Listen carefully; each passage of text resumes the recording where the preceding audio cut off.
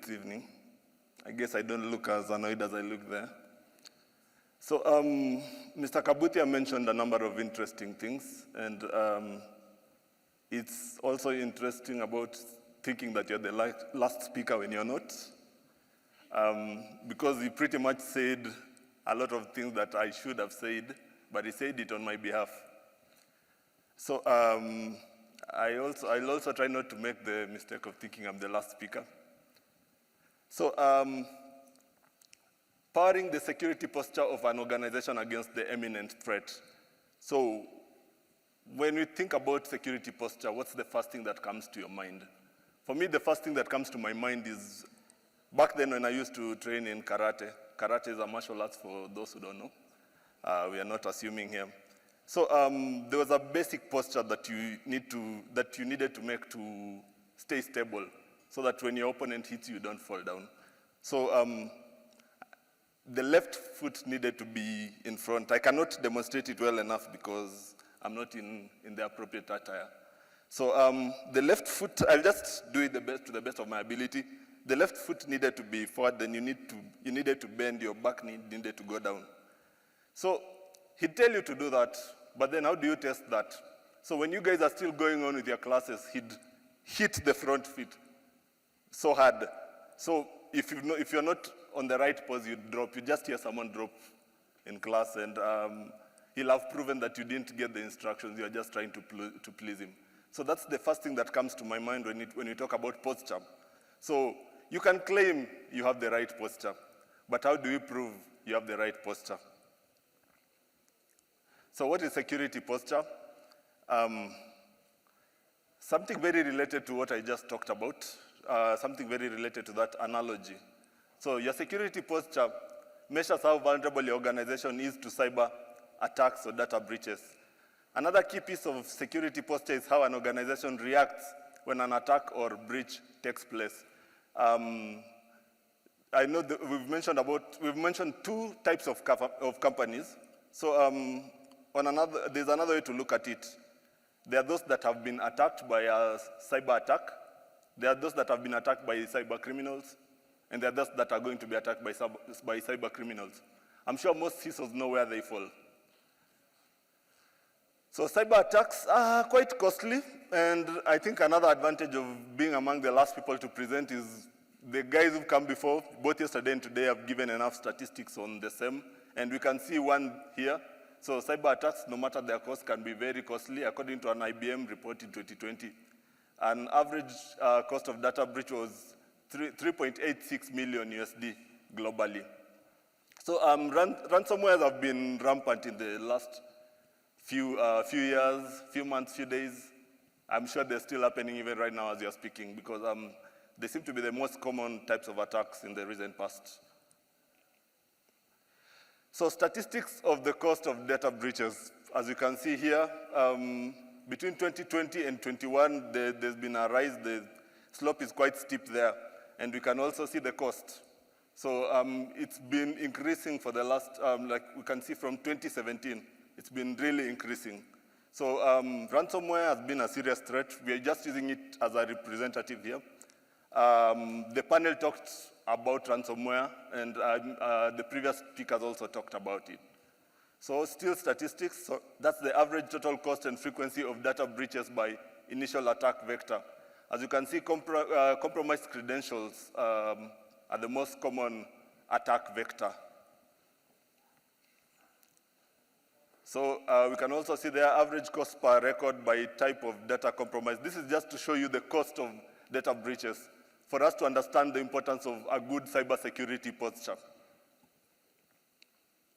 So recent cases of cyber attacks and data breaches and their costs. So we've talked about this, but the Englishmen say experience is the best teacher, but the problem with the experience being a teacher is at times it kills its students.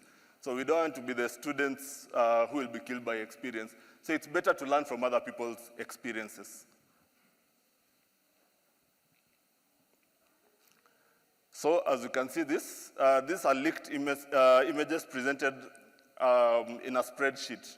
As you can see that's a spreadsheet that shows an attack on Acer Electronics. So that's an example. So this is what was leaked. So imagine such information being leaked about your company. So this one actually happened. So Washington, D.C. Police Department, you can see here, that's another example of people who've fallen victim to ransomware attacks in the recent past. And we can see the cost. So that is what was leaked. So we can see that. So this one can really mess up your company. You can see the type of files and folders there. You can see FBI command post, felon possession. These are very sensitive, this is very sensitive information that cannot just mess up the organization, but it can mess up entirely how the organization messes up its business. Because, for instance, this is information about very sensitive things. Criminals, you can see there, you can see rap fields, you can see social media, you can see all sorts of folders here that are meant to be very sensitive. So there's CNA Financial Corp, who are also a victim of ransomware attacks. So that's the post that was put after the attack on March 21st, 2021. So we can see that that's on a newspaper, and now this is interesting because this is meat operations at JBS. So this is to show us that no one is safe, because most of the time we know that the targets are usually maybe financial institutions or health institutions or technology-based companies. But you can see this is meat operations. Business is business. They are targeting business, and any business, no one is safe. So yeah, JBS is the largest supplier in the world and was attacked by rival ransomware group in May, that was 2021. So no one is safe. So don't think just because you don't operate in the quote-unquote sensitive areas that you're safe from any sort of attack. So let's get back to our topic, security posture. So understand how and where data is stored and who has access to this. So it's very important for us. Like in the NIST framework, the first step is identify. And this is part of identification, where we have to identify our assets. We have to know what we have for us to protect it. So understand how and where data is stored. So this one begins from inventory. It's important for us to have an inventory of all our assets. So we begin from and then also assign ownership to the different owners, of course, based on how it affects the business. For instance, if it affects finance, then the head of finance or the finance manager will be the custodian, not the custodian, the owner of the data. So review and evaluate types of security risks. That's the second stage after identification. When you identify, you review the security risks that, you review the threats that can attack the assets. So evaluate the security of your organization, vendors, that's third-party security. Most people, we can protect our internal assets very well, but at times we forget that it's not just our employee who interact with the things we do, but also the vendors and any other third party. So it's very important to evaluate that as well. Then, of course, prioritize the risks so that the highest risks are the ones you will deal with faster and with immediate effect. So conduct regular security posture. Of course, knowing where your organization stands is very important, and this takes us to risk assessments. So we are supposed to be able to do risk assessments. We first start by identifying our assets, and also evaluating the risks that the risks that our assets. Knowing where your organization stands when it comes to security risks is the first step toward creating a strong security posture. So you have to understand the risks facing your organization. Of course, every organization has a risk. If you don't want any risk, there is no zero risk. If you don't want any risk, you don't do the business at all. So it's important for you to do a proper risk assessment and evaluate the risks that face your organization. The second step is to consistently monitor networks and software for vulnerabilities. Of course, here we can use tools, we can use scanners, and we can also use third parties. There are a number of security companies that have even been mentioned here by presenters previously that you can contact to help you in assessing network vulnerabilities through scans and all that. So define which department owns what risks and assign managers to specific risks. Of course, we mentioned this when we talked about identification. So it's important for risks to be assigned to specific managers to make it easier for them, because it's them who know what they stand to lose. When something happens to our HR system, it's the HR manager who understands how much they stand to lose. If anything happens to a finance system, it's the finance manager that will know how much you stand to lose. So you cannot do as a CISO, you cannot do the assessment all by yourself. You need all this, you need the risk owners, you need the asset owners to evaluate, because it's them who will be able to evaluate the impact of the risk if the risk materializes. So regularly analyze gaps in your security controls.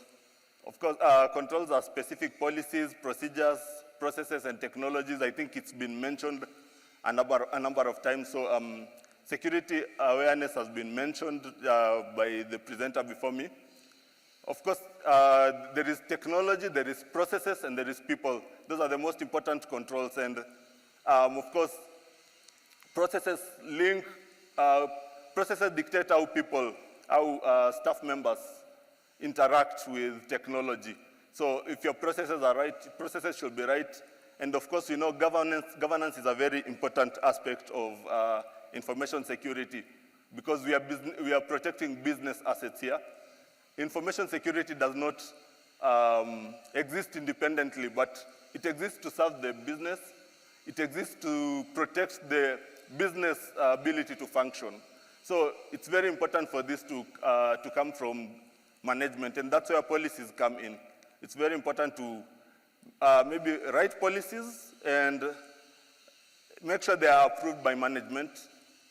Things like steering committees are very important. It will be very difficult to run information security without the support of management, because it's also them who release funds. If you don't get funds, it will be difficult to acquire the tools you need to protect your assets. So defining a few security metrics. Of course, metrics are very important because they help you set a goal and monitor your progress towards the goal. If without metrics, you'll just be doing things to survive.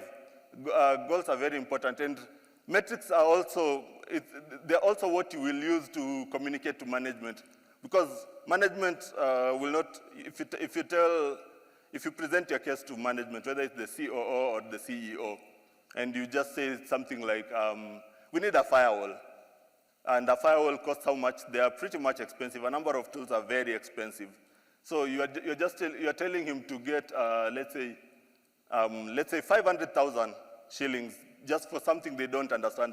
So they won't understand that. So it's very important for you to spell down the risk they feel by not having a firewall. You see, so of course you can, the metrics such as there is key risk indicators? Yeah, that you can present to management. You can see a number of them here: incident rates, detected intrusion attempts, vulnerability patch response times, incident states, severity level of incidents, incident response time, and time for remediation. This is something that when you take to management, they'll understand what you're talking about. Now that's English to them. Assuming you're in an English-speaking country. Of course, Kenya is an English-speaking country. But this is the language they'll understand. They'll not understand what a firewall is, what a SIM is, what an antivirus is. They're just tools and they cost a lot of money, and that's all they'll see. They'll see this is a lot of money, and they're not willing to spend it on that. So, of course, incident response plan is very important, because we said you'll definitely be attacked. I'm sure there are people who've been attacked. As it was said previously, there are those who know they've been attacked, and there are those who don't know they've been attacked. So one thing is for sure, one thing that can be guaranteed is you'll be attacked. So what happens when you're attacked? So this when an incident response plan comes in handy. So it's very important to have an incident response plan, prepare the teams, gather the team. The preparation is very important. When the incident happens, of course, you have to have processes and steps and procedures for detection and analysis. You have to have people who've been assigned to every procedure. You need to have a team, which is very important. Then the next step will be containment and eradication, containment, eradication, and recovery. Then post-incident activity, which is very important. What are the lessons learned? So lessons learned are very important because they will help you cover the vulnerabilities that the incident used on its way in the last time it was. So it prevents you from future similar vulnerabilities. So lessons learned are very important. Because there's a Kiswahili proverb that says, ukiona mwenzako amenyolewa, chako tia maji. I hope I said it the right way. So when I translate the meaning to English, it's when you see something happen to someone, put yourself in a position for that same thing not to happen to you. For instance, if something happened to someone because of certain behavior, because of a certain character, because of a certain path that they've created, be sure to eliminate that path, because if you don't, it's happening to you for sure. So it's very important to check the incidents that have happened to the other companies, and lessons learned are very important. And after lessons learned, of course, you're supposed to go ahead and action the recommendations that you've set. So I think that's the end of my presentation. I hope I kept time. So yeah, so I will take questions if there are any.